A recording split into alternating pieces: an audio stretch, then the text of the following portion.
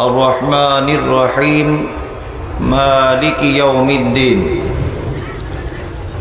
إياك نعبد وإياك نستعين اهدنا الصراط المستقيم صراط الذين أنعمت عليهم غير المغضوب عليهم ولا الضالين آمين ربنا آتنا في الدنيا حسنة وفي الآخرة حسنة وقنا عذاب النار آمين اللهم صل على محمد وعلى آل محمد كما صليت على إبراهيم وعلى آل إبراهيم إنك حميد مجيد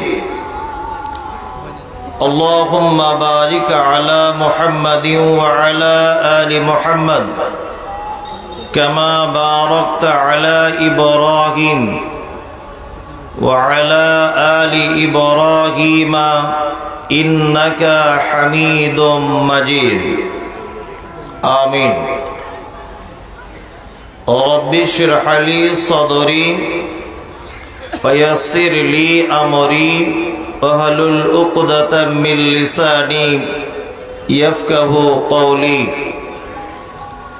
وقال الله تعالى أعوذ بالله من الشيطان الرجيم يا أيها الذين آمنوا كتب عليكم الصيام كما كتب على الذين من قبلكم لعلكم تتقون وقال الله تعالى الذين ينفقون في السراء والضراء والكاظمين الغيظ والعافين عن الناس والله يحب المحسنين আজকের জলসার সুযোগ্য নির্বাচিত যোগ্যতম সভাপতি উপস্থিত আমন্ত্রিত ওলামায়ে কেরাম বিজ্ঞাপিত অবিজ্ঞাপিত আজকের জলসার অতিথিবৃন্দ শ্রোতা হিসাবে যারা এসেছেন চলে গেছেন আসছেন নারী পুরুষ আবাল বৃদ্ধ বনিতা নির্বিশেষে সকলকে জানাচ্ছি আন্তরিক শুভেচ্ছা ভালোবাসা প্রেম মোবারকবাদ ধন্যবাদ সাধুবাদ স্নেহাশিস যথাক্রমে শ্রেণীগতভাবে আলহামদুলিল্লাহ। মানে আমি ঝাড়খণ্ডে অনেক প্রোগ্রাম করেছি, কিছু কথা না বললেই মনে হয় অসম্পূর্ণতা থাকে। মানে এত মানুষের সমাগম আর এত সুন্দর পরিবেশ, আমার মনে হয় আজকেই আমার ঝাড়খণ্ডে ফার্স্ট টাইম আলহামদুলিল্লাহ। আর আরো অন্যান্য জায়গায় প্রোগ্রাম হয়, তবে এত মানুষ দেখতে পাওয়া যায় না। আজকে একটি ব্যতিক্রম প্রোগ্রাম। আমি পবিত্র গ্রন্থ মুকুট আল কোরআনুল কারীমের সূরা বাকারা 183 নম্বর আয়াত আপনাদের সামনে পরিবেশন করেছি। সূরা আল ইমরানের 132 নম্বর আয়াত আপনাদের সামনে তেলাওয়াত করেছি। এই আয়াত দুটিকে সামনে রেখে আনুষঙ্গিক কিছু কথা বলার জন্য বিশ্ব বরেণ্য নেতা জনাবে মুহাম্মদ রাসূলুল্লাহ সাল্লাল্লাহু আলাইহি ওয়াসাল্লামের চরিত্র বিজ্ঞান থেকে কিছু কথা সামনে এনে দুটি ছোট্ট ছোট্ট বিষয়ের উপরে আলোচনা করব ইনশাআল্লাহ। একটি হচ্ছে নফল সিয়াম আর একটি হচ্ছে নফল সাদাকা। এই দুইটি বিষয় আমি একটু একটু করে আলোচনা করব খুব অল্প সময়। যদি বলছেন যে এটা শাবান মাস চলছে, রমজানের ব্যাপারে আলোচনা করলে ঠিক ছিল, সাদাকার ব্যাপারে বলার প্রয়োজন কি? সর্বপ্রথম আমাদেরকে একটা জিনিস বুঝে নিতে হবে যে আল্লাহ সুবহানাহু ওয়া তাআলা বান্দার অপরাধের কারণে পবিত্র আল কোরআনে যত জায়গায় জরিমানার কথা ঘোষণা করেছেন, প্রত্যেক জায়গাতে আল্লাহ সুবহানাহু ওয়া তাআলা দুটি জরিমানার কথা বেশি করে উল্লেখ করেছেন এবং আল্লাহ নবী সাল্লাল্লাহু আলাইহি ওয়াসাল্লাম বেশি করে দুটি জরিমানার কথা উল্লেখ করেছেন। এক, নফল সিয়াম, দুই, সাদাকা, দান। তার মানে একটা মানুষ তার পাপ থেকে যদি ক্ষমা পেতে চায়, একটা মানুষ যদি তার পাপ থেকে আল্লাহর দরবারে নিজেকে একেবারে সাদা কাগজের মতো করে উপস্থাপন যদি করতে চায়, তাহলে দুটি জিনিসের মাধ্যমে আল্লাহর কাছে পাপকে মিটিয়ে নেওয়া যায় বা পাপকে মিটিয়ে দেওয়া যায়। তার এক, নফল সাদাকা, নফল সিয়াম। সর্বপ্রথম আপনাদেরকে তার দুটো তিনটে দৃষ্টান্ত আমি পেশ করছি। আচ্ছা, আমরা অনেক সময় স্বামী স্ত্রী, বন্ধু বান্ধব, আব্বা মা, ভাই বোন ঝগড়া অশান্তি হলে অনেক সময়তে আল্লাহর কসম করি, করি না? করি। আপনার স্ত্রীর সময় সকালবেলাতে ঝামেলা হয়েছে, আপনি কসম করলেন, আল্লাহর কসম আমি তোর মায়ের বাড়িতে জীবনে যাব না। আপনি কসম করে দিলেন। রাতের বেলাতে এক জায়গায় ছিলেন, একটু প্রেম প্রীতি ভালোবাসা জন্মে গেছে। সকালবেলা উঠে আপনার স্ত্রীকে বলছেন, না রে, যেটা বলেছিলাম ওটা বাদ দে, চল দুজনে চলে যাই। আপনি কিন্তু সকালবেলাতে কসম করেছিলেন, রাতে প্রেম ভালোবাসা হয়েছে, সকালে কসম ভঙ্গ করে শ্বশুর বাড়ি চলে গেলেন। আচ্ছা বলুন তো, আপনি যে কসমটা রক্ষা করতে পারলেন না, এর জরিমানা আছে না নেই? আছে। কি জরিমানা? প্রথম জরিমানা হচ্ছে 10 জন মিসকিনকে খাদ্য খেলাতে হবে। এটা যদি আপনি না পারেন, তাহলে 3টে সিয়াম আপনাকে পালন করতে হবে কসমের কাফারা হিসাবে। তাহলে এই ছোট্ট একটি পাপের জরিমানা কি? 10টি মিসকিন খাওয়ানো, আর যদি না পারেন তাহলে 3টে রোজা রাখতে হবে। আপনি হজ করতে গেলেন, শাইখুল হাদিসরা বসে আছেন, আপনি হজ করতে গেলেন, হজ করতে গিয়ে কোন একটা রুকুন আপনার ছুটে গেছে, সাফা মারোয়া সাই করতে ভুলে গেছেন, কুরবানি করতে ভুলে গেছেন, কোন একটা আপনার কাছ থেকে ত্রুটি হয়েছে এবং একটি বড় রুকুন আপনি ছেড়ে দিয়েছেন, এর একটা জরিমানা আছে। কি জরিমানা? জরিমানা হচ্ছে যে মক্কায় থাকা অবস্থায় আপনাকে সাদাকা করতে হবে। হুজুর, মক্কাতে তো ভিখারি টিকারি দেখতে পাওয়া যায় না। উমরার টাইমে ভিখারি দেখতে পাওয়া যায়, পাকিস্তানি বাংলাদেশিরা সব ভিক্ষা করে, কিন্তু হজের মৌসুমে কোনো ভিখারিকে টিকতে দেয় না। পুলিশ দেখতে পেলেই তাদেরকে ধরবে। তাহলে মক্কাতে আপনি কোনো ভিখারি পাচ্ছেন না, তাহলে কি করবেন? মক্কায় থাকা অবস্থাতে আপনাকে 3টে সিয়াম পালন করতে হবে, আর বাড়িতে আসার পরে আরো 7টি সিয়াম পালন করতে হবে। টোটাল জরিমানা 10টি সিয়াম এবং সাদাকা। জরিমানা কি হলো? নফল সিয়াম আর নফল সাদাকা। এইবার আপনাকে বলি, অনেক সময় আমরা না জানার কারণে আমি আমার স্ত্রীকে বলছি, তোমার হাতটা আমার মায়ের মতো, তোমার মুখটা পুরো আমার মায়ের মতো দেখতে, তুমি যখন চলো এটা আমার মায়ের মতো দেখতে। এক কথায় তোমার গোটা বডিটা আমার মায়ের সঙ্গে অনেকটা মিল আছে, পুরো আমার মায়ের মতো। আচ্ছা বলুন তো, এই কথাটা বললে পাপ হবে কি হবে না? ওই কারা কারা বলছেন হবে? ওই কারা? মানুষ দ্বিধাদ্বন্দ্বে আছে যে কি বলে ফেলবো, কি হবে, ঠিক নাই, তাই তো? পাপ হবে। এটাকে বলা হয় জিহাদ। এই ব্যাপারে আল্লাহ সুবহানাহু ওয়া তাআলা পবিত্র আল কোরআন একটি সূরা পর্যন্ত অবতীর্ণ করেছেন, সূরা মুজাদালা। কদ সামিআল্লাহু কাওলাল্লাতী তুজাদিলুকা ফি জাওজিকা ওয়া তাস্তাকি ইলাল্লাহ। বিস্তারিত আল্লাহ সুবহানাহু ওয়া তাআলা বর্ণনা করেছেন। আমি আয়াতগুলো সব বলছি না, মূল কথাগুলো কেটে কেটে দিয়ে বলছি আপনাকে।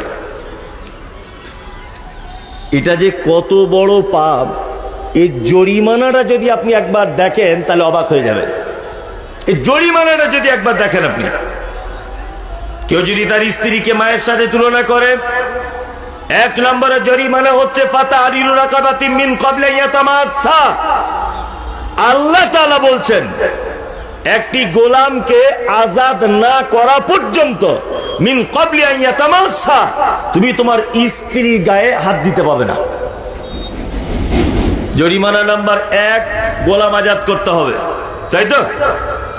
মৌলী সাহেব, আমার গোলাম আজাদ করার যে টাকা নাই, আল্লাহ তাআলা বলছেন ফাইলাম ইয়াজিদ ফাসিয়ামু শাহরাইন মুতাতাবিআইন। তাহলে তুমি পরস্পর 60টি রোজা রাখো, 60টি সিয়াম পালন করো। কটি? 60টি। 56টা রোজা রেখেছেন, 56টা, আমার দিকে তাকান, 56টা রোজা রেখেছেন, একটা রোজা ভেঙে দিয়েছেন, আবার প্রথম থেকে শুরু। 58টায় পৌঁছে গেছেন, একটা রোজা ভেঙে গেছে, আবার প্রথম থেকে শুরু। এর নাম শাহরাইন মুতাতাবিআইন, মানে পরস্পর বিরতি ছাড়া 60টি রোজা রাখতে হবে। তাহলে দ্বিতীয় জরিমানা কি? 60টি রোজা রাখতে হবে। আর একটা জরিমানা, মৌলী সাহেব আমি 60টি রোজা রাখতে পারবো না, রোজার মাসে তাই 30টা ফরজ রোজা করতে পারি না। আর বউকে এরকম বলার কারণে 60টা রোজা কি করে রাখি? ছোট্ট জরিমানা হলো 2টি। আর একটা জরিমানা আল্লাহ তাআলা বলছেন ফাইলাম ইয়াস্তাতি ফাইতামু 60 মিসকিন। তুমি যদি গোলাম আজাদ করতে না পারো, তুমি যদি 60টা সিয়াম পালন করতে না পারো, ফাইলাম ইয়াস্তাতি ফাইতামু 60 মিসকিন, তাহলে তুমি 60 জন মিসকিনকে খেতে দাও। মিন ক্বাবলি ইয়াতামাসসা, যতক্ষণ এই 3টের একটা জরিমানা তুমি আদায় না করবে ততক্ষণ পর্যন্ত তোমার স্ত্রী গায়ে হাত দিতে পাবে না। তাহলে আপনাকে আমি 3টে গুনাহ দেখালাম, 3টে অপরাধ দেখালাম, যে অপরাধের জরিমানা বেশিরভাগ 2টি জিনিস দিয়ে। কটি? 2টি। 1 নফল সাদাকা, আর 1 নফল সিয়াম, তাই না? তার মানে বোঝা যাচ্ছে আল্লাহর রাগকে ভাঙাতে গেলে, আল্লাহর কাছে নিজেকে পাপ মুক্ত বলে গড়ে তুলতে গেলে 2টি আমল সব থেকে বেশি আমল, সব থেকে দামি আমল, তার নাম নফল সিয়াম বা নফল সাদাকা। এইবার আপনাদেরকে একটা কথা বলি। আচ্ছা বলুন তো, রোজা, চলতি শব্দটা ব্যবহার করছি আমি, সিয়াম আল্লাহ কোরআনে বলেছেন, সিয়ামটা বলা উচিত, কিন্তু আমাদের চলতি রোজাটা চলে, ওই জন্য বলছি। আচ্ছা বলুন তো, রোজা ফরজ আছে না নেই? আছে? আছে কি? আছে। আচ্ছা, দান সাদাকা ফরজ আছে না নেই? আছে? আছে। তাহলে রমজান মাসে 1 মাস রোজা রাখলাম, তারপরেও আল্লাহ তাআলা বলছেন না, আরো কিছু তোমার জরিমানা হিসাবে সিয়াম পালন করো। সিয়াম পালন করলে আমি বেশি খুশি হই। আমার যে গাড়ি চালায়, এটা বোঝানোর জন্য বলছি, অরিজিনাল নয়, কাকে দিয়ে বোঝাবো, কাউকে তো চিনি না। আমার যে গাড়ি চালায় ওরা আমি বেতন দিই 30,000 টাকা, ধরে নেন, এটা সত্যি কথা নয় কিন্তু, নিয়ে 30,000 টাকা ওকে বেতন দিই, প্রত্যেক মাসের 1 তারিখে ও বেতন নিয়ে নেয়। এখন আমি ডাকবাংলাতে একটা জুতোর দোকানে গেছি জুতো কিনতে, তা আমি একটা জুতো কিনেছি 1,500 টাকা দামের, এটাও সত্যি নয়, বোঝানোর জন্য বলছি।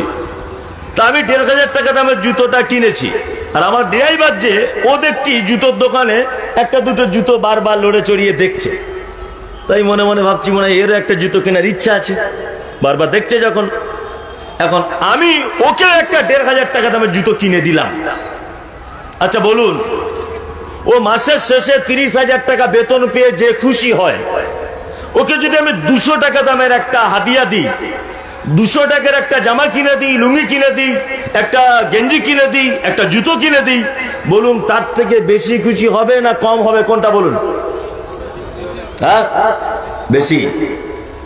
আপনি কোটি টাকার মালিক, ইলিশ মাছ কিনে খেতে পারেন, কিন্তু রাস্তা দিয়ে আসছিলেন, দেখছে একটা লোক জাল নিয়ে মাছ ধরছে তার নিজের পুকুরে, আপনাকে দুটো ছোট ছোট সিলভার কাপ মাছ দিল। আপনার জীবনে আমার মনে হয় 3 বিঘা জমি কিনে যতটা আনন্দ পেয়েছেন, ফ্রিতে যদি দুটো সিলভার কাপ মাছ পান তার থেকে বেশি আনন্দ পাবেন। পাবেন কি পাবেন না? অথচ আপনি ইলিশ মাছ প্রতিদিন খান। তার মানে মানুষ এক্সট্রা কোন জিনিস পেলে খুশি কম হয় না বেশি হয়? বেশি হয় না? আরে ওর তো 30,000 টাকা বেতন, ও তো পাবেই, কিন্তু ওকে যে আমি খুশি করে যে 200 টাকার জুতোটা কিনে দিলাম, ও আরো খুশি হবে না? আরো খুশি হবে। আরে রমজানে 30টা ফরজ রোজা, ওটা তো করা লাগবেই, কিন্তু আল্লাহ দেখতে চাইছে যে বান্দা আমার উদ্দেশ্যে আর কিছু করছে কিনা। যদি করে তাহলে আল্লাহ বেশি খুশি হবে না কম হবে? হ্যাঁ, বেশি। মুহাম্মদ সাল্লাল্লাহু আলাইহি ওয়াসাল্লাম হাদিসের ভিতরে একাধিক নফল সিয়ামের ব্যাপারে বলেছেন। তার ভিতরে 2-3টে গ্রহণযোগ্য এবং প্রসিদ্ধ সিয়াম, নফল সিয়াম সম্পর্কে আপনাকে হাদিসটা সামনে আনি, তাহলে বুঝতে পারবেন নফল সিয়াম কত বড় গুরুত্বপূর্ণ আমল। কোন মানুষ যদি আরাফাত দিনে যদি সিয়াম রাখে, তাহলে বিগত দিনের এবং আগামী 1 বছরের সমস্ত পাপকে তাকে আল্লাহ সুবহানাহু ওয়া তাআলা ক্ষমা করে দিবে আরাফাত দিনে। কেউ যদি আশুরার যদি সিয়াম পালন করে 9-10 তারিখে, তাহলে গত 1 বছরের পাপকে ক্ষমা করে দেওয়া হবে।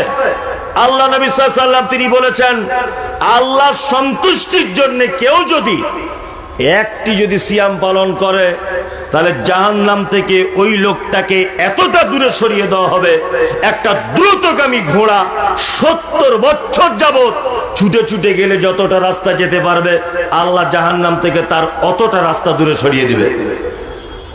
আচ্ছা, কই একবার সুবহানাল্লাহ বলছেন না? আসলে এসব বলে অভ্যাস নাই তো, তাই না? এটা বলে অভ্যাস নেই। সুবহানাল্লাহ কখন বলবে? সুবহানাল্লাহর বক্তব্য আবার আলাদা, অবশ্য আমার বলা ভুল হচ্ছে। সুবহানাল্লাহর বক্তব্য আলাদা। সুবহানাল্লাহ বক্তব্য কি? ও বাবারা, মায়েরা, খালারা, অমুক জায়গাতে একটা আল্লাহর পীর, আল্লাহর ওলি ছিল, 30 বছর গোসল করেনি, বড় বড় তার গোঁফ, একটা পা গাছের উপরে টাঙানো ছিল, এত বড় আল্লাহর ওলি ছিল, একটি সাগরের পানিকে বোতলের ভিতরে ঢুকিয়ে দিল, লাফ মেরে বলছে সুবহানাল্লাহ। এইসব বক্তব্য না হলে সুবহানাল্লাহ বেরোয় না। অথচ শায়েখ তো বসে আছে, একদম সহি হাদিস কিনা, যে একটা নফল সিয়াম পালন করলে 70 বছর একটা দ্রুতগামী একটি ঘোড়া যত রাস্তা ছুটে যেতে পারবে, আল্লাহ ওই বান্দার থেকে জাহান্নাম ততটা দূরে সরিয়ে দিবে। আপনি এখন বলছেন মানে ফেরেশতারা বুঝতে পেরে গেছে যে আপনি কি চিজ। একটু স্বতঃস্ফূর্ত ভাবে আপনি বলুন, আল্লাহর নামটা একটু মুখে নেন, আল্লাহ পবিত্রতা একটু মুখে বর্ণনা করুন, যে আল্লাহ আমাকে ক্ষমা করার জন্য একটা সামান্য নফল রোজাকে এত বড় ঢাল বানিয়েছেন। আল্লাহ, তাহলে এটা নফল হলো, তাই না? এখন আমাদের দেখবেন বাজারে কিছু বক্তা বার হয়েছে, আমি কারণ নাম বলে বলছি না, হ্যান্ডবিলে লিখছে, কে বলছে নূর মোহাম্মদের নকল, বদরুদ্দোজা নাদবির নকল, বক্তা অমুক সাহেব দেলোয়ার হোসেন সাইদির নকল। তা মনে মনে ভাবছি, বক্তাই যদি নকল হয় তাহলে অরিজিনাল কথা বলবে কি করে? ও তো নিজেই নকল। মনে মনে ভাবি, ও তো নিজেই নকল, তো ওর মুখ থেকে আর কি ভালো কথা বার হতে পারে? ও তো নিজেই নকল। কি বলছি বুঝতে পারছেন না? তাহলে নকল নূর মোহাম্মদের যদি এই অবস্থা হয়, নকল বদরুদ্দোজা নাদবির যদি এই মার্কেট হয়, তাহলে অরিজিনাল নাদবির কেমন মার্কেট হবে? কি বলছি বুঝতে পারছেন না? নকলের যদি এত কারিকর্য, আর এইখানে ব্যাগ, আর এইখানে চশমা, এইখানে রুমাল, বড় জুব্বা, আর ডান হাতে ঘড়ি, আর সেরকম দামি আপনার ওই আতর, এইটা যদি নকলের হয়, তাহলে আসলের কি হওয়া উচিত? এটা ভাবা লাগবে কি লাগবে না? তা আমি বলতে চাইছি, নফল রোজার যদি এই মর্যাদা হয়, তাহলে ফরজের কি মর্যাদা? সুবহানাল্লাহ। ফরজের বললে তো আপনি অবাক হয়ে যাবেন। রমজান মাস আসছে, আপনারা প্রস্তুতি নিচ্ছেন? কারা কারা নিচ্ছেন প্রস্তুতি? আপনারা নিচ্ছেন, তাই তো? দেখবেন, খুব সাবধানে থাকবেন। রমজান মাসে আবার মানুষ অনেক ভেলকিবাজি করে। বর্ধমানে গেলাম, রমজান মাসে একটা লোক এতেকাবে বসে আছে 10 বান্ডিল বিড়ি নিয়ে। আল্লাহর কসম, এটা হাসানোর জন্য বলিনি, সত্যি কথা। তা বলছি, চাচা কি ব্যাপার, এতেকাবে মশারির ভিতরে বিড়ি? বলছে, হুজুর আমি তো বাইরে গিয়ে খাই, তো ভিতরে খাই না তো, মশারির ভিতরে। আমি ইফতার করে 4-5টা খেয়ে নিই, বাইরে গিয়ে আবার ঢুকে পড়ি। বাহ, ভালো ইবাদত তো। মানে ফেরেশতারা তোমায় খুঁজছে, শুধু মরলে তোমার ধরবে, আর কিছু ব্যাপার নেই। জ্যান্ত অবস্থা তো ধরতে পারছে না, মরলে বুঝতে পারে যাবে বিড়ি কার বলে। আমরা প্রস্তুতি নিই রমজান মাসে, নেই না?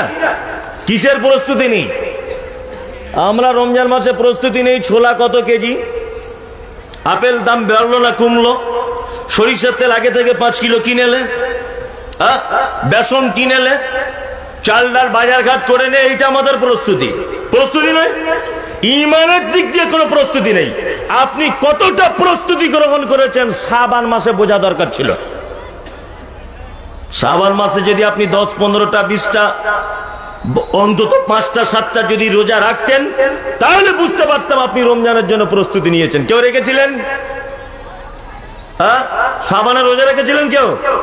5 জন, ওরা 5 জন প্রস্তুতি নিয়েছেন। আপনারা ছোলা বাদাম মুড়ি, আঙ্গুর ফল বেদানা আপেল, এর প্রস্তুতি নিচ্ছেন।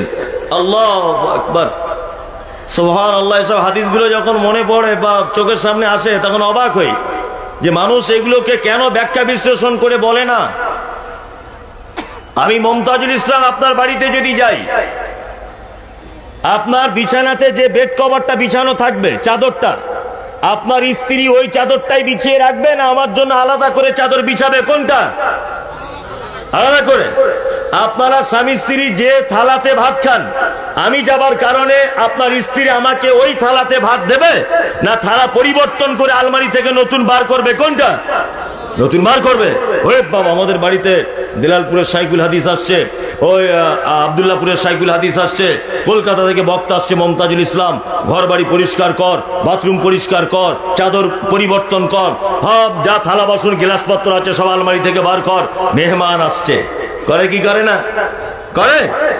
আপনি কি প্রস্তুতি নেন? আল্লাহ সুবহানাহু ওয়া তাআলা রমজান মাস এলে তার আগে থেকে নিজে প্রস্তুতি গ্রহণ করেন। আল্লাহ নিজে হাদিসে এসেছে, ইদা দাখালা রমাদান ফুতিহাত আবওয়াবুস সামা।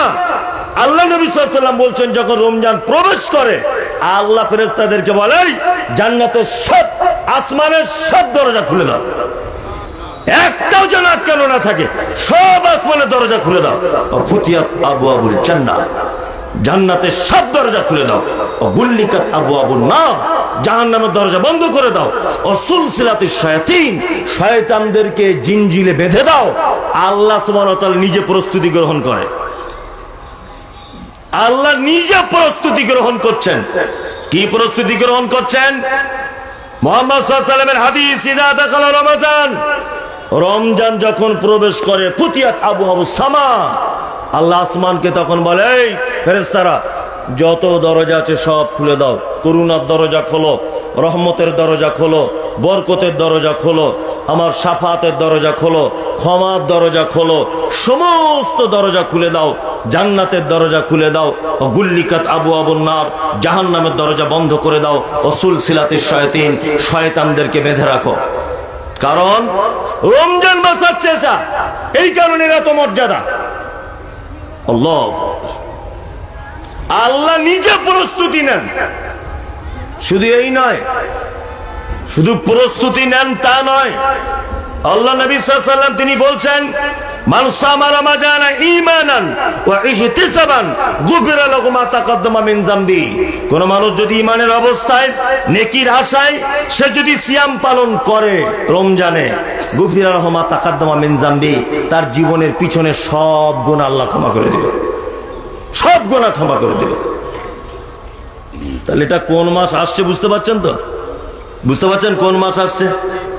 এবার আর একটা কথা আপনাদেরকে বলি। আচ্ছা, রমজান এত বরকতের মাস কেন, এত রহমতের মাস কেন? হ্যাঁ, এখানে জলসা হচ্ছে, প্রধান বক্তাকে বদরুদ্দোজা নদবী, তার মানে এত আয়োজন, এত লোকের সমাগম কার জন্যে? কার জন্যে?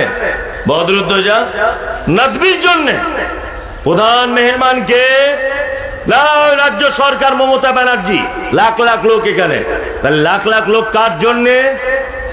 এই ব্যক্তিটির জন্যে। প্রধান অতিথিকে অমুক বক্তা সাহেব আসছেন, হাজার হাজার লোক। লোকগুলো কার জন্যে? এই লোকটার জন্যে, তাই তো? রমজানের এত সমাগম, এত বরকত, এত রহমত কেন? আল্লাহ তাআলা বলছেন শাহরুর রমাজান, এটা হচ্ছে ওই রমজান, এটা হচ্ছে ওই রমজান আল্লাযী উনজিলা ফীহিল কোরআন, যে মাসে আল্লাহ কোরআন অবতীর্ণ করেছে। তার মানে এই মাসের যত বরকত, যত রহমত, যত দয়া, যত করুণা, সমস্ত কিছু কোরআন নাজিলের বরকতে। কি বলছি বুঝতে পারছেন? কোরআন নাজিলের কি বরকত। আচ্ছা, আমাদের নবী মুহাম্মদ সাল্লাল্লাহু আলাইহি ওয়াসাল্লাম শেষ নবী তো? নবীদের মধ্যে সর্বশ্রেষ্ঠ নবী, তাই তো? জি। আচ্ছা, আল্লাহ নবী সাল্লাল্লাহু আলাইহি ওয়াসাল্লাম শেষ নবী। শ্রেষ্ঠ নবী কেন জানা আছে? শ্রেষ্ঠ নবীর অনেক কারণের একটি কারণ যে আমাদের নবী মুহাম্মদ সাল্লাল্লাহু আলাইহি ওয়াসাল্লামের উপরে পৃথিবীর চূড়ান্ত একটি কিতাব, তার নাম আল কোরআন অবতীর্ণ হয়েছে। তাই এটার একটি কারণ যে ওনার কাছে সর্বশেষ এবং চূড়ান্ত কিতাব অবতীর্ণ হয়েছে। তার মানে এটা কোরআন নাজিলের মাস। রমজান মাসের সব থেকে বড় ইবাদত, সব থেকে দামি ইবাদত, যে ইবাদতটি, তার নাম কি? কোরআন তেলাওয়াত, তাই না? কোরআন তেলাওয়াত কারা করতে পারেন তো? সবাই। কারা কারা? আর যারা পারে না তারা দিলালপুরে ভর্তি হয়ে যান আবার, তাই না? রমজানের সব থেকে বড় ইবাদত কি? কোরআন তেলাওয়াত করতে হবে, সব থেকে বড় ইবাদত। আসলে আমাদের প্রতিটা ইবাদত অনুষ্ঠানে পরিণত হয়েছে, অনুষ্ঠান, তাই না? জুম্মার জোহরের সালাত কি ফরজ না সুন্নত? ফরজ, তাই না? সাপ্তাহিক অনুষ্ঠানে পরিণত করেছে। ইফতারি, এটা বরকতপূর্ণ খাবার, তাই না? বরকতপূর্ণ খাবার নয়?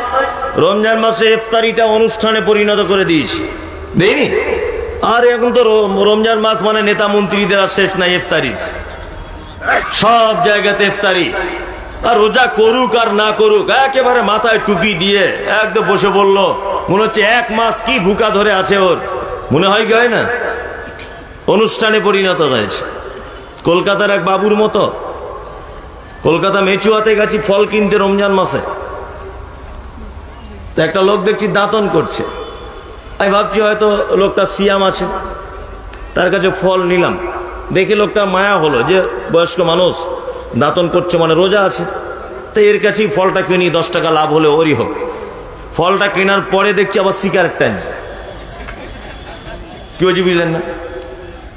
তা আমি তো আসলে বক্তা, আমি বড় আলেম নয়, তা আমি এইসব ব্যাপারগুলো খুঁজি, দেখি যে কি করে কি হয়, এগুলো আবার বলতে হবে, মানুষকে জ্ঞান দিতে হবে। সিগারেট টানছে, তাই বলছিলাম যে বাবু তা রোজা রাখেননি? তা বলছে বাবু শরীর বহুত খারাপ আছে। আচ্ছা আচ্ছা আচ্ছা ঠিক আছে, শরীর খারাপ আছে। ফল কিনতে কিনতে সময় পার হয়ে গেল, ইফতারির টাইম হলো। তবে বাজারে সবাই ব্যবসাদাররা 20-30 জনের করে ইফতার এক জায়গা করে ব্যবস্থা করে, তো আমি একটা জায়গায় বসে গেছি ইফতারি করতে, ওদেরই ইফতার আমি বসে গেছি। আমার 2টো লোকের পরে দেখছি ওই লোকটাও বসেছে যে বিড়ি টানছিল, সিগারেট।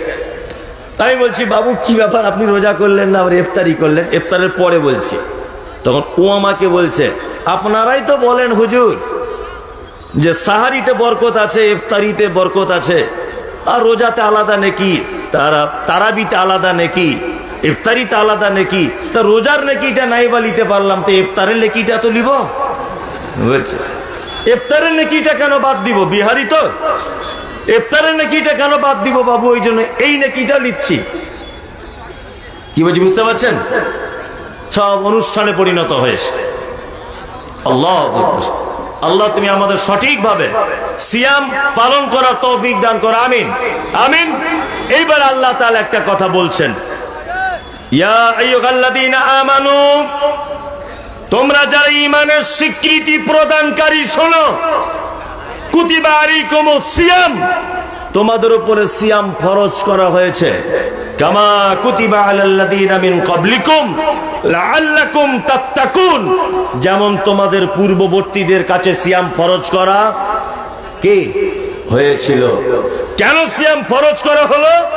লাআল্লাকুম তাত্তাকুন, যাতে করে তোমাদের ভিতরে আল্লাহ ভীতি, তোমাদের ভিতরে আল্লাহর প্রতি ভয়, এইটা যেন জন্ম হয়, এইটা যেন সৃষ্টি হয়। এই কারণে তোমাদের জন্য সিয়াম ফরজ করা হয়েছে। তাহলে সিয়াম ফরজ করা হয়েছে কেন? বাবা ওইটা আবার এমন করছে, এ ভাই তুমি ওরকম করো না, লোক সব ওই দিকে দেখছে, ওরা তো কোনোদিন দেখিনি, ওসব ওই দিকে দেখছে। হ্যাঁ, আপনি আমার দিকে ফিরুন, ওদিক কি দেখছে? ও কি বক্তব্য দিচ্ছে নাকি? আপনি আমার দিকে ফিরুন। তাহলে আমাদের জন্য সিয়াম ফরজ করা হয়েছে কেন? কেন? ওই যে ওদিক থেকে সব ভুলে গেছেন, আর শয়তানও তো চাইছে তাই। কি বলছি বুঝতে পারছেন না? শয়তান কি চাইছে? শয়তানও তাই চাইছে। কোরআন পড়া থেকে শয়তানের থেকে বড় দুশ্মন আর কেউ নেই, আছে? হ্যাঁ, নাই। আচ্ছা বলুন তো, স্কুলের ছাত্ররা বদমায়েশ হয় না মাদ্রাসার ছাত্র বদমায়েশ হয়? বলুন। মাদ্রাসার কারা কারা বলছে হাত তোলো, আমি দেখবো। মাদ্রাসার কারা? তুলুন না, সত্যিটা তো তুলুন। ভয়ে তুলছে না, তবে সবাই বলছে মাদ্রাসা, তাই না? মাদ্রাসার ছাত্র তো বদমায়েশ হবেই, এটা তো কোনো আশ্চর্যের ব্যাপার নাই। আপনার ছেলে স্কুলে পড়ে না, সকালবেলাতেই জনগণ মন অধিনায়ক জয় হে ভারত ভাগ্য বিধাতা, শয়তান দেখছে তো আমার দলই আছে। আবার যখন বাড়ি আসছে চেন খুলে দাঁড়িয়ে দাঁড়িয়ে মুছছে। আপনার ছেলে স্কুলে পড়ে, শয়তান দেখছে বাহ এ তো ভালোই দাঁড়িয়ে মতে। আবার জনগণ মনে পড়ে এ তো আমার দলই আছে, ফালতু এর পিছনে লেগে লাভ নাই। এই আব্দুল করিম, তোর বেটা মাদ্রাসায় ভর্তি করেছিস, ওকে ও যাতে কোরআন শিখতে না পারে, শয়তান মিটিং বসিয়ে 40 জন ওর পিছনে লাগিয়ে দেয়। আব্দুল করিমের ছেলে ওই দিলালপুরে ভর্তি হয়েছে, যেমন হোক করে মাদ্রাসা থেকে বার করে আনতে হবে, এটা তোদের 40 জনের দায়িত্ব। আর ওরা 40 জন ওর পিছনে যদি লেগে যায়, ও আর স্থির থাকতে পারবে? বদমাইশি করবে কি করবে না? তার মানে মাদ্রাসার ছেলে বদমাইশি করে না, ওর পিছনে লাখ লাখ শয়তান লেগে থাকে। ও শয়তানের সাথে যুদ্ধ করে তবে এই পাখিটা পায়, তার আগে পায় না। আর আপনার ছেলে ABCD দাঁড়িয়ে মতে, ওর ব্যাপারে শয়তানের কোনো মাথা খারাপ নেই। কি বললাম বুঝলেন? এখন যারা মেলাতে ঘুরছে, শয়তান ওদের ব্যাপারে কোনো মাথা খারাপ নাই, ওদের মাথাতে পেচ্ছাপ করছে শয়তান, আর বলছে বাহ তোরা তো আমাদের দলই আছিস, মেলা দেখছিস। আরে বোকাগুলো এইখানে বসে কোরআন শুনছে, চল একটু ওইদিকে লাইটের দিকে দেখিয়ে দিই। এই যে চোখটা ওদিকে দিয়ে দিল, আপনি ভুলে গেলেন সাথে সাথে। এটা করেছে কে? শয়তান।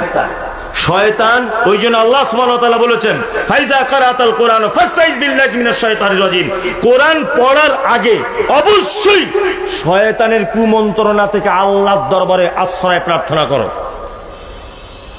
পৃথিবীতে কোন আমল আউযুবিল্লাহ দিয়ে শুরু করার পদ্ধতি নেই। নামাজ আউযুবিল্লাহ দিয়ে শুরু করা যায় না, সিয়াম আউযুবিল্লাহ দিয়ে শুরু করা যায় না, দান সাদাকা আউযুবিল্লাহ দিয়ে করতে হয় না, কিন্তু কোরআন তেলাওয়াতের আগে আউযুবিল্লাহ পড়তেই হবে, বাধ্যতামূলক। আল্লাহ কোরআনের কথা বলেছেন। কারণ কোরআন পড়ার, কোরআন শোনার সব থেকে বড় শত্রুকে শয়তান। যে কথা বলছিলাম সেটা হচ্ছে এই, আল্লাহ তাআলা বলছে তোমাদের জন্য সিয়াম রোজা ফরজ করেছি এই কারণে যাতে তোমাদের ভিতরে আল্লাহ ভীতি তৈরি হয়। কি হয়? আল্লাহ ভীতি। এবার একটা যুক্তি দিয়ে কথা বলছি, মগজে নেওয়ার চেষ্টা করবেন। নাম্বার 1, পৃথিবীতে যত আমল আছে প্রত্যেক আমল বাহ্যিক দৃষ্টিতে বা সেই লোকটাকে দেখে বোঝা যায় যে এই লোকটা ওই আমল করে। বোঝা যায় কি যায় না? যে নামাজ পড়ে, আমি নামাজ পড়ি, আমার এখানটা হালকা একটু কালো দাগ আছে, তাহলে এইটা দেখেও অন্তত বোঝা যাবে আমি একজন নামাজি। বোঝা যাবে কি যাবে না? যাবে। আবার কারো কারো এই জায়গাটায় ঘাঁটা পড়ে যায়, ওকে দেখে বোঝা যায় যে নামাজি। বোঝা যায় কি যায় না? যায়। কেউ হজ করেছে, হজ করার বৈশিষ্ট্য কি? লোকে সবাই হাজি সাহেব বলে ডাকে, বড় পাঞ্জাবি। আবার কেউ কেউ জানে না, তসবি কিনে আনে, মক্কা থেকে খেজুর আনে, মদিনা জমজমের পানি আনে, আনে না সব। হ্যাঁ, তাহলে ওকে দেখলে বোঝা যায় ও হাজি সাহেব। বোঝা যায় কি যায় না? যায়। দাতা দান করে, দান করা কি ইবাদত নয়? ইবাদত। এইটা তো বোঝা যায়। এটা তো কি বোঝা যায়।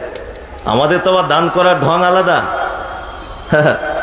20,000 টাকা দিয়েছে, তা বক্তা ওর নাম বলতে ভুলে গেছে, ওইখানে দাঁড়িয়ে আবার ঘুরিয়েছে, বলছে নামটা বলুন, নামটা আমরা 20,000 টাকা দিলাম, নামটা বলুন, ঘোষণা করুন।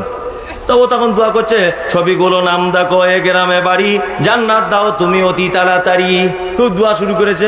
ও আবার ঘুরে এসে বলছে, সত্যি আপনারা আলেম মানুষ এত ভুল করে। কি কি হলো চাচা, কি হলো? আরে আলহাজ শফিকুল, আমি টাটকা হজ করে এসছি বছর, তুই এমনি শফিকুল বলে দিচ্ছ। এটা একটা ঢং গেল। আর একটা ঢং কি, এখন বক্তারাও খুব ঢং, 20 টাকা দিচ্ছে, তা ও দুয়া প্যান্ডেলের ভিতরেই ঘুরছে, বুঝলে না? 2,000 দিচ্ছে, প্যান্ডেলের উপরে ছেড়ে দিয়ে পালিয়ে আসছে। তো 20,000 দিচ্ছে, তা বক্তা এমন দোয়া করছে যে জান্নাতে মনে হয় জায়গা নেই, ওকে ঢোকাতেই হবে যেমন হোক করে, মানে জায়গায় নাই, আল্লাহ যেমন হোক করে ব্যবস্থা করে দাও। 20,000 টাকা না রে তকবীর, আল্লাহ আকবার, অমুক তমুক, ওর বাপ মা ওর গোষ্ঠী সমেত সব জান্নাতে দিয়ে দাও। অথচ টাকা দিয়েছে কোন মাল? লটারিতে পড়েছিল যে মাল। বক্তা তো জানে না, এত ফেরদাউস পর্যন্ত পৌঁছে দিয়ে এসছে। আর ও ভাবছে তাহলে আমার বাপ মা মনে এতক্ষণ আর কবরে নাই, সব ঢুকে গেছে।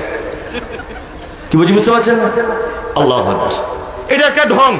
তার দান বাহ্যিক দৃষ্টিতে দেখতে পাওয়া যায়, যায় কি যায় না? যায়। পৃথিবীতে একটি মাত্র ইবাদত আছে যে ইবাদত বাহ্যিক দৃষ্টিতে বোঝা যায় না। এই ইবাদতটা শুধুমাত্র আল্লাহরই ভয়ে করা লাগে। সমস্ত ইবাদতে ডুপ্লিকেট চলে। ডুপ্লিকেট যদি বলছেন ইবাদত ডুপ্লিকেট চলে। সারা জীবন মদ খেলো, গাঁজা খেলো, লটারি কাটলো, বেলাকে ব্যবসা করলো, কয়লা চুরি, পাথর চুরি, সব কাজে ওর নাম ছিল। বুড়ো বয়সে কাজকর্ম কম, টাকা বেশি আছে, আমাকে ফোন করে বলছে মৌলী সাহেব আপনার ট্রাভেলস থেকে হজে নিয়ে যাবার ব্যবস্থা? হ্যাঁ আছে। বলছে এবারে হজে যাব, নিয়ত করেছি। হজ করে বাড়ি চলে এলো, নাম হলো ওর হাজি সাহেব। কি বললাম বুঝলেন না? সারা জীবনের ইনকাম ওর হারাম। একটা কথা বলি, নামাজ পড়ে না লোকটা, বিআই এসেছে বাড়িতে, বিআই 5 ওয়াক্ত নামাজি। এখন বিআই তো মসজিদে যাবে, এ লজ্জায় তখন বলছে কই গো সাবিনার মা, হ্যাঁ পাঞ্জাবিটা বার করে দাও, আর থাকা যাবে না, বিআই এসেছে যাচ্ছে, আমাকেও যেতে হবে। তাহলে এটা ঢং চলে, ডুপ্লিকেট চলে। একদিনের ঢং করে নামাজ পড়ে, পড়ে কি বলে না? ইফতারি ঢং করে করা যায়। সিয়াম, রোজা এমন একটি ইবাদত যে ইবাদতটা শুধুমাত্র আল্লাহর ভয়ে করতে হয়। তার একটা দৃষ্টান্ত বলি, সাহারি খাওয়ার পর থেকে ইফতারি পর্যন্ত পানি খাওয়া যাবে? পানি, ভাত, বিড়ি টিড়ি এমনি মাসও যাবে না, কিছুই খাওয়া যাবে না, তাই তো? মিথ্যা কথা বলা যাবে রোজা রাখতে রাখতে? গালাগালি দেওয়া যাবে না? যাবে না তো? যাবে না। এবার আপনাকে একটা কথা বলছি, বাথরুম ঘরে আপনি গোসল করতে গেছেন, বাথরুম ঘরে গোসল করতে যাওয়ার সময় তো আপনার সঙ্গে কেউ যায় না, যায়? তা আপনি যদি তখন খুব পিপাসা লেগেছে, এক ঢোক পানি যদি টপ করে যদি গিলে নেন, আচ্ছা বলুন তো কেউ দেখতে পাবে? পাবে? আমি 4 চাকা গাড়িতে কাঁচ লাগিয়ে আসছিলাম চাঁচকিতে নাজমি আলমের বাড়িতে, ও তোমার বন্ধু লোক।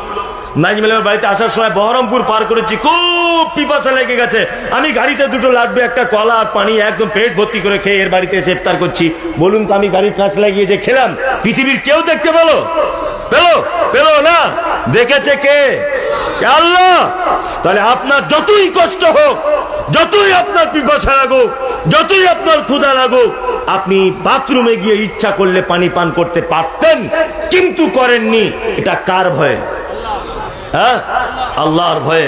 ওই জন্য আল্লাহ তাআলা বলছেন লাআল্লাকুম তাত্তাকুন, যাতে তোমরা পরহেজগারিতা অর্জন করতে পারো। সিয়াম রাখার কারণে যাতে আল্লাহ ভীতি, আমার প্রতি তোমাদের ভয়, এইটা যাতে তোমাদের অন্তরে তৈরি হয়, এই কারণে তোমাদের উপরে সিয়াম ফরজ করা হয়েছে। আমাদের তো রমজান মাসে আলহামদুলিল্লাহ পরহেজগারিতার তো শেষ নাই। মসজিদে জুতো চুরি, আর ইমাম সাহেবের পাশায় লাগা, আর ফতোয়া, আল্লাহু আকবার। আমার তো নাম্বার, শায়েখদের নাম্বার তো সহজে কেউ জানে না, আর আমাদের নাম্বার তো সবাই জানে। ফোন করে জিজ্ঞেস করছে হুজুর থুতু গিলে লিয়েছে হবে? হ্যাঁ হ্যাঁ হবে। আবার একজন ফোন করে বলছে দুপুরবেলা শুয়েছিলাম হুজুর, আমার বউ আমার পাশে এসে শুয়ে পড়েছে, নিয়ে ঘুমের করে দুজনেই ছিলাম, ওর গায়ে আমার হাত উঠে গেছে, রোজা হবে? হবে। হুজুর ইনজেকশন নেওয়া চলবে? চলবে। যদি রক্ত বার হয়ে যায় চলবে। যদি বমি হয় অনিচ্ছাকৃত হালকা একটু, অসুবিধা নাই, চলবে। রমজান মাসে সব পরেশগার মানুষদের আবির্ভাব হয়। আর ঈদের দিন যেদিন চাঁদ ওঠে সেই দিন পাকুড় সিনেমা হলের আগে থেকে টিকিট বুকিং করে অনলাইনে, ঈদের দিন যেতে হবে, তাই না? মানে বড় পরেশগার লোক এবার সিনেমা হলের প্রথম কাতারে থাকবে। এটা আমাদের বাস্তব চিত্র না অবাস্তব? বাস্তব না? বাস্তব। রমজান মাসে মানুষ কত ইবাদত, আল্লাহু আকবার, মানে ওর মুখে আল্লাহ ছাড়া কোনো কথা নাই। আর এইখানে একটা দাঁতন, এইখানে একটা দাঁতন, মানে ঢঙের শেষ নাই। আপেল, বেদানা, আঙ্গুর, মানে পাঞ্জাবি খোলে না, অটোমেটিক শর্মা, আতর, মানে একদম আল্লাহর ওলি আব্দুল কাদের জেলানি। যে ঈদের নামাজ শেষ, যে শয়তান সেই শয়তানি আছে, পরিবর্তন নাই। আছে না? নেই, কোন পরিবর্তন নেই, ব্যতিক্রম ইল্লা মাশাআল্লাহ 2-4টে লোক আছে তারা পরিবর্তন হয়, তবে আবার ব্যাটারি চার্জের মতো। যেমন একদিন চার্জ দিলে 20 দিন পরে আবার চার্জ দিতে হয়। রমজানের পরেও দেখবেন 1 সপ্তাহ মসজিদে ভিড় হয়, তারপরে আর হয় না, হয় তারপরেও কাজে ব্যস্ত হয়ে যায়। তাহলে এতক্ষণ পর্যন্ত নফল সিয়াম, ফরজ সিয়াম সম্পর্কে বললাম, তাই না? এইবার আপনাদেরকে নফল সাদাকার ব্যাপারে কয়েকটা চমৎকার হাদিস এবং কোরআনের আয়াত বলে দিই। আচ্ছা, কিছু দান আছে যে দান বা সাদাকাটা ফরজ, সেটা কি? যাকাতুল ফিত্র, এটা কি বাধ্যতামূলক। আর আপনার সংসার চালানোর পরে যে টাকাটা জমে গেছে 2-4 লাখ টাকা বাৎসরিক, তার 2.5% আপনাকে যাকাত দিতে হবে। এটা সুন্নত না ফরজ? হ্যাঁ, ফরজ, এটা দিতেই হবে, তাই না? নাম্বার 2, আর একটা দান আছে যেটা নফল বা সুন্নত। সেটা কি? সংসার চালানোর পরে, ইলেকট্রিক বিল দেওয়ার পরে, স্কুলে বাচ্চার বেতন দেওয়ার পরে, স্ত্রীর শাড়ি জামা কাপড় কিনে দেওয়ার পরে 500 টাকা আপনার কাছে আছে। এই 500 টাকা থেকে 20টা টাকা দিলালপুর মাদ্রাসায় দিলেন, এটার নাম নফল সাদাকা বা নফল দান। আচ্ছা, সাদাকার দান এক না আলাদা? বলুন, না জানা থাকলে বলুন, জানা থাকলে বলুন। আলাদা, তাই তো? হ্যাঁ, মানে এটা আসলে আমাদের কেউ বলেনি না কি জানি না। আরবিতে বলে সাদাকা, বাংলায় বলে দান। যার নাম লাউ তারই নাম কদু। কি বলছি বুঝতে পারছেন? যার নাম সাদাকা তার নাম কি? দান। এবার একটা কথা আপনাদেরকে আরো বলি, এই নফল দান বা নফল সাদাকার আবার 2টো ভাগে বিভক্ত। এক, আপনি ডাকবাংলা হোটেলে ভাত খাচ্ছিলেন, হোটেলে ঢোকার সময় দেখছেন একটা মহিলা 2টো বাচ্চা নিয়ে কিছু চাইছে, আমায় কিছু দাও। আপনি ভাত খেয়ে বার হবার সময়তে দেখলেন মহিলাটা আবার আছে, আপনার মনে দয়া হয়ে গেল, বাচ্চা দুটোর আর মহিলাটার হোটেলে ডেকে নিয়ে 1 প্লেট করে বিরিয়ানি খাইয়ে দিলেন। বলুন তো এটা দান কি দান নয়? দান। এই দানটা হচ্ছে সাধারণ দান। কি দান বললাম? সাধারণ দান। আর একটা দান আছে যার নাম সাদাকায়ে জারিয়া, অর্থাৎ যার ধারাবাহিকতা বজায় থাকে, এই রকম দান। মসজিদে কাজ হচ্ছে, 1 কুইন্টাল রড কিনে দিলেন, এর নাম কি? সাদাকায়ে জারিয়া।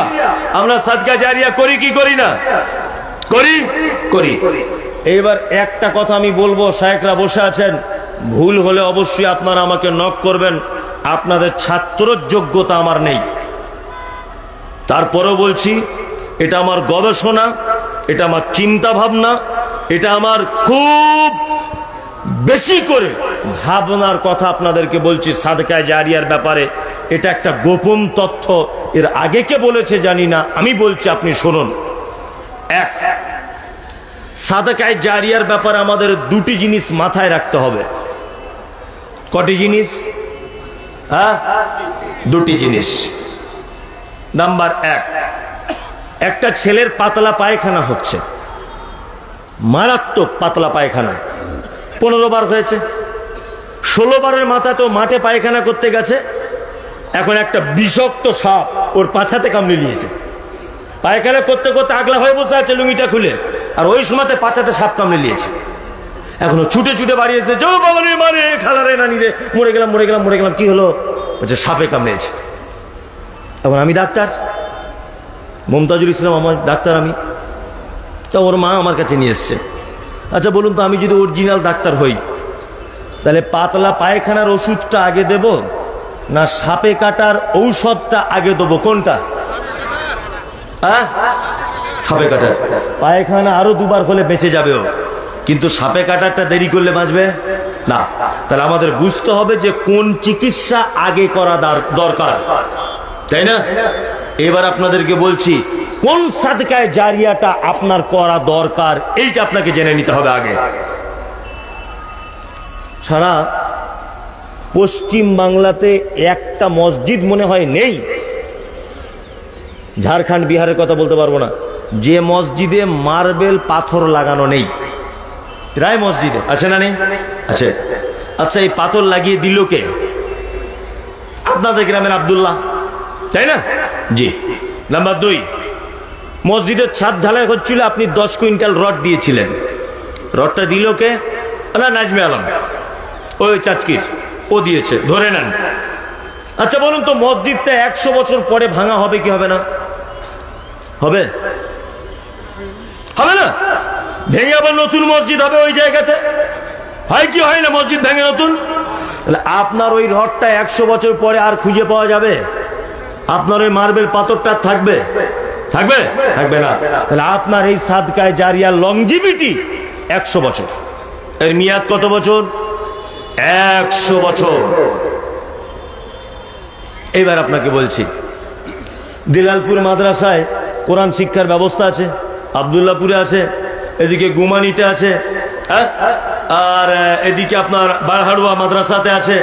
যে সমস্ত মাদ্রাসাগুলোতে কোরআন শিক্ষার ব্যবস্থা আছে, বা আপনার এদিকে ধুলিয়ান বলুন, আরো যে সমস্ত মাদ্রাসায় কি পড়ানো হয়? আল কোরআন, তাই না? আপনি মাদ্রাসায় দান করেছেন 10,000 টাকা, আর ওই 10,000 টাকায় একটা রুম তৈরি করা হয়েছিল।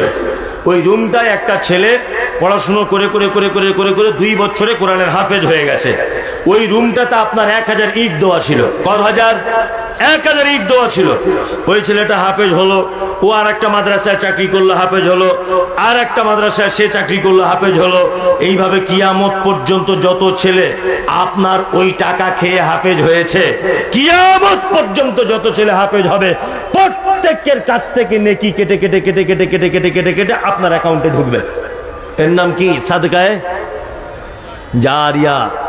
আমি মুমতাজুল ইসলাম মনে করি পৃথিবীতে একটা সাদকা করার জায়গা আছে জারিয়া, যার জারিতা কিয়ামত পর্যন্ত পাওয়া যাবে, তার নাম মাদ্রাসা। কে তোমাকে যুক্তি দিল যে 3 লাখ টাকা দিয়ে মসজিদে 4টে এসি কিনে দিতে হবে? কে যুক্তি দিল তোমাকে? মার্বেল পাথর লাগানোর জন্য আমাকে 3 লাখ টাকা দান করতে হবে কেন? শিক্ষা খাতে টাকা ব্যয় করে যে সমস্ত মাদ্রাসাগুলো কোরআন শিক্ষার ব্যবস্থা আছে, টাকা ওইখানে দেন। টিনের মসজিদে নামাজ পড়লে জানে কি, মাটির মসজিদে নামাজ পড়লে জানে কি, মার্বেল এসি লাগানো মসজিদে একই নাকি? কি বলছি বুঝতে পারছেন না? কোরআন শিক্ষার যেখানে ব্যবস্থা আছে, টাকা ওখানে সাদকা জারিয়া করবে। যান আপনি দিলালপুর মাদ্রাসায় গিয়ে 1000 ইট কিনে দিয়ে আসুন, কিয়ামত পর্যন্ত সাদকা জারিয়া নেকি পাবে। কারণ আপনার ওই ছাত্র যে রুমে থেকে কোরআনের হাফেজ হয়েছে, নেকির ভাগ পাবেন আপনি। ও আরো 5টা ছাত্র তৈরি করবে জীবনে, তাদের কাছ থেকে আপনি নেকির ভাগ পাবেন। ও আরো 5টা ছাত্র কি করবে? জোগাড় করবে, তৈরি করবে, তার কাছ থেকে আপনি নেকি পাবেন। ওই জন্য আপনাকে বলছি সাদকা জারিয়া যেখানে কোরআন শিক্ষার ব্যবস্থা আছে, সেইখান ছাড়া অন্য কোথাও করার চেষ্টা করবেন না। তারপরেও আপনাকে আমি বলছি না যে আপনি মসজিদে দান করবেন না, এটা আমি বলিনি একবারও। আমি বলতে চাইছি প্রয়োজন বেশি কোনটা, প্রয়োজন বেশি কোনটা। যেখানে মাদ্রাসা আছে, শুধু মাদ্রাসায় নয়, যেখানে দেখবেন কোরআন শিক্ষার ব্যবস্থা, সেখানে সাদকা করে দেন, কিয়ামত পর্যন্ত নেকি পাবেন। আর আমাদের মাদ্রাসার শাইখুল হাদিসরা দেখেছি কলকাতার রমজান মাসে মশার কামড় খেয়ে মসজিদে বিল নিয়ে কাঁধে ব্যাগ দিয়ে বালিশ পায় না, কালেকশন করতে যায় রমজান মাসে। কত মুসাফিররা আছেন, শায়েখরা যখন মুসাফির হয়ে যান, রমজান মাসে খেতে পর্যন্ত পায় না ফজরের সময়তে, কলকাতার অনেক মসজিদে। সারি পর্যন্ত খেতে পায় না। বড় বড় শাইখুল হাদিসরা কোরআন শিক্ষার জন্য দেশ দেশান্তর মাদ্রাসার জন্য অক্লান্ত পরিশ্রম করছে, আর আপনার কাজ নাই, কিছু নাই, মসজিদে 4টে এসি কিনে দিয়ে বসে আছেন। মসজিদে কি ওটা কি বিয়ে বাড়ি অনুষ্ঠান নাকি? 10 মিনিট লাগে নামাজ পড়তে, 15 মিনিট লাগে, তারপর যে যার বাড়ি চলে যায়। তার জন্য এসি কিসের প্রয়োজন? তার জন্য এত মার্বেল পাথরের কিসের প্রয়োজন? বেশি প্রয়োজন মাদ্রাসাগুলিতে সাদকা জারিয়া করবে। আপনি যান আশেপাশে মাদ্রাসায়, দিলালপুরে যান, আব্দুল্লাহপুরে যান, বারহাড়ুয়াতে যান, গিয়ে বলুন যে মাদ্রাসায় কটা এতিম বাচ্চা আছে বলুন তো। শাইখ বলবেন আমার মাদ্রাসায় 15টা এতিম। আপনি বলুন যে 1 বছরে তার খাওয়া দাওয়া ড্রেস পোশাক সমস্ত দায়িত্বর টাকা আমি এই দিয়ে গেলাম। ছেলে এতিম ছেলেটা আপনার টাকা খেয়ে হাফেজ হলো, কিয়ামত পর্যন্ত নাকি পাবেন? তার মানে সাদকায়ে জারিয়া কোথায় করতে হবে এটা আমাদের জানা লাগবে। লাগবে কি লাগবে না? লাগবে। মৌলী সাহেব, তাহলে তো এবার আপনি তো গন্ডগোল করে দিলেন। তাহলে আমাদের এলাকায় মসজিদের জন্য যে কালেকশন হয় দেবেন, দেবেন, তবে আপনি দেখবেন যে এই মসজিদে টাকা দেওয়ার প্রয়োজন আছে কিনা। কি বলছি বুঝতে পারছেন? প্রয়োজন আছে কিনা।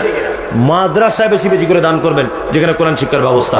এবার একটা কথা বলি, আল্লাহ সুবহানাহু ওয়া তাআলা পবিত্র আল কোরআনের ভিতরে বলছেন কি, আল্লাযীনা ইউনফিকুনা ফিস সাররাই ওয়াজ যাররাই ওয়াল কাযিমিনাল গায়যা ওয়াল আফিনা আনিন নাস আল্লাহু ইউহিব্বুল মুহসিনিন। পৃথিবীতে আমি 4টি লোককে সবথেকে বেশি ভালোবাসি। কয়টি লোক? 4টি।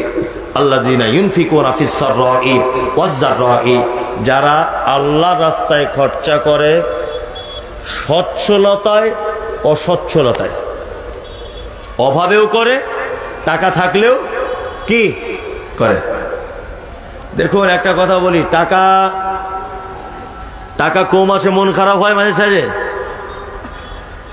মন খারাপ হয়। যাদের টাকা কম আছে মন খারাপের কোনো ব্যাপার নেই। আচ্ছা, যার টাকা কম আছে সে কি দোয়া করে না? করে কি করে না? যে আল্লাহ আমার টাকা দাও, করে না? তাও পরে টাকা পায় না কেন? আসলে আপনি হয়তো ভাবছেন যে আমার টাকা হলে আমার সুবিধা হতো, কিন্তু আল্লাহ ভাবছে ওর টাকা দিলে অসুবিধা আছে। কি হয়েছে বুঝতে পারছেন না? আর যাদের অনেক টাকা তাদের দিকে আপনার আফসোস হচ্ছে? একদম নয়। ভাববেন, একটা কথা মাথায় রেখে দেবেন। কি বলুন তো? যার টাকা যত বেশি আছে আল্লাহর দরবারে সে তত বেশি কঠিন পরীক্ষার সম্মুখীন হবে। কি বলছি বুঝতে পারছেন? তত বেশি কঠিন পরীক্ষার সম্মুখীন হবে। ব্যবসা করেন, ব্যবসা করেন, ব্যবসা করেন, প্রতিদিন লাভ হয় কত? 500 টাকা হয়। হঠাৎ করে একদিন 2000 টাকা লাভ হয়ে গেছে। আপনি বগল বাজাচ্ছেন, আরে দান মেরে দিয়েছে আজকে 2000। আপনার স্ত্রীকে বলছেন, ও খুব হাসছে, তাহলে এবার আমরা তাড়াতাড়ি বড় লোক হয়ে যাব। ব্যবসায় বার হয়েছিলেন কখন? ফজর আজান দেয় যখন তখন। বাড়ি ফিরেছেন দুপুর 2টোয়। বাড়ি ফিরে গোসল করে পাখাটা চালিয়ে গরম গরম ভাত খেতে বসেছেন। 2-3 লোকমা হাত তুলেছেন এরকম ভাবে, আর দরজায় আব্দুল করিম চাচা বাড়ি আছো? কে? লোকটা তখন বলছে ব্যবসা থেকে বাড়ি এসছে সবে। কে? না, আমি সোলেমান বলছিলাম গো, আমার বাড়ি হাড়োয়াতে। কি হয়েছে?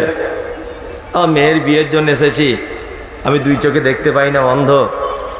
ও তখন ভাত খেতে খেতে, টাইম জ্ঞান নেই তোমাদের কোনো, ভাত খেতে বসেছি আর তুমি চলে এলে, জ্ঞান বুদ্ধি নেই। সেদিন লাভ হয়েছিল কত? 2000। আল্লাহ বলছে ওকে ধমকি দিয়ে ফেরত দিলি, বোকা কোথাকারে। প্রতিদিন তোকে 500 করে দিচ্ছিলাম, আজকে 1500 টাকা দিয়েছি কেন? 3 জন অন্ধ, 2 জন খোঁড়া, 1 জন অচল, যাদের খেটে পরিশ্রম করে খাওয়ার ক্ষমতা নেই, এই 4-5 জনের রুজি তোর কাছে দিয়েছি এক্সট্রা করে। আর তুই যেই খেতে বসবি আর ওরা তোদের কাছে ওই টাকাটা নিতে আসবে। তুই যদি ওদের টাকা না দিস, তারপরের দিন ব্যবসার পুঁজি পর্যন্ত আউট করে দিব। আমি আল্লাহ এটা পারি। পারে কি পারে না? পারে। হঠাৎ করে 200 টাকা লাভ হয়ে গেছে বলে বগল বাজাতে যাবেন না। ভেবে নেবেন এই 200 টাকাতে মনে হয় কোন অন্ধ মানুষের খাবার আছে। প্রতিদিন 300 করে হয়, আজকে কেন 500 হলো? নিশ্চয়ই কোনো অভাবী মানুষের রুজি আল্লাহ আমার কাছে দিয়ে দিয়েছে, ও এখনই এসে আমার কাছে চাইবে। আর সত্যিও হয় তাই, হয় না? হয়, সত্যিও হয় তাই। কত টাকার মালিক আপনি হয়েছেন, কত টাকা, বেঁচে থাকা যাবে না। ওই জন্য আল্লাহ তাআলা বলেছেন, ভালোবাসি তাদের যারা বিপদে থাকুক, মুসিবতে থাকুক, গরিব হালাতে থাকুক, ধনী হালাতে থাকুক, যে কোনো হালাতে থাকুক, তাদের কাছে সাইল এলে তারা ভিক্ষা দেয়, তারা দান করে। ওয়াল কাযিমিনাল গায়যা, যারা রাগ হলে রাগকে কন্ট্রোল করে। ওয়াল আফিনা আনিন নাস, অপরাধীদেরকে যারা ক্ষমা করে দেয়। আল্লাহ বলছে আল্লাহু ইউহিব্বুল মুহসিনিন, নিশ্চয়ই আমি আল্লাহ এই উত্তম মুহসিন বান্দাগুলোকে খুব বেশি পছন্দ করি। ইনশাআল্লাহ আমরা এই চারটে কাজ করব ইনশাআল্লাহ। ইনশাআল্লাহ বলুন। রমজান মাস দান সাদকার জন্য প্রস্তুতি নেব ইনশাআল্লাহ। একদম আজকে থেকে প্রত্যেক দিন গরিব মানুষ 10 টাকা করে জমাতে শুরু করুন। রমজান মাসে মুসাফির ফকির মিসকিন আসবে, পারলে 2 টাকা 5 টাকা সবাইকে সাদকা করবেন ইনশাআল্লাহ। ইনশাআল্লাহ। দেখুন আপনাকে একটা কথা বলি, মুহাম্মদ সাল্লাল্লাহু আলাইহি ওয়াসাল্লাম তিনি বলছেন, ইত্তাকুন নার ওয়ালাউ বিশিক্কি তামারিন, তোমরা জাহান্নাম থেকে বাঁচো, যে কোন মূল্যে জাহান্নাম থেকে বাঁচো। বাঁচার কোনো রাস্তা নেই। তুমি যে খাজুরটা খাচ্ছিলে, খাজুর, তোমার হাতে একটা খাজুর আছে, এই খাজুরের একটা টুকরো ওইটাও আল্লাহ রাস্তায় সাদকা করে, দান করে তুমি জাহান্নাম থেকে বাঁচো। তোমাকে বাঁচাই লাগবে জাহান্নাম থেকে। জাহান্নাম থেকে বাঁচার শেষ সম্বল সাদাকা, দান। আল্লাহু আকবার।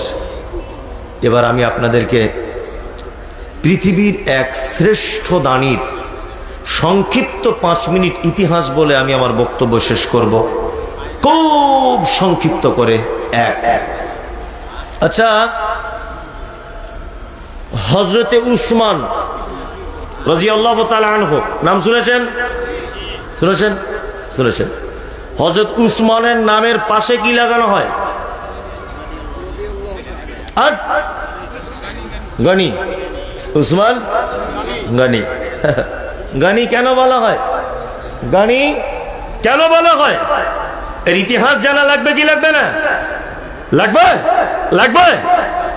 আল্লাহ নবী সাল্লাল্লাহু আলাইহি ওয়াসাল্লাম তাবুকের যুদ্ধের ডাক দিলেন। কোথায়? কোথায়? তাবুক। তাবুকে যুদ্ধের ডাক দিলেন মুহাম্মদ সাল্লাল্লাহু আলাইহি ওয়াসাল্লাম। হযরত উসমান ইবনে আফফান রাদিয়াল্লাহু তাআলা আনহু 1000 স্বর্ণ মুদ্রা নিয়ে আল্লাহ রাসূলকে কাপড়ের ভিতরে করে এনে দিয়ে বললেন, আল্লাহ রাসূল, আমার এই টাকাটা আপনি খরচা করবেন। 1000 স্বর্ণ মুদ্রা, এটা ভাবা যায়? ভাবা যায়? ভাবা যায় না। আল্লাহ নবী সাল্লাল্লাহু আলাইহি ওয়াসাল্লাম মক্কা ত্যাগ করলেন, মদিনায় এলেন। মদিনায় এসে আনসার এবং মুহাজির উভয় পক্ষ সংকটে পড়ে গেল। কি সংকট? পানির সংকট।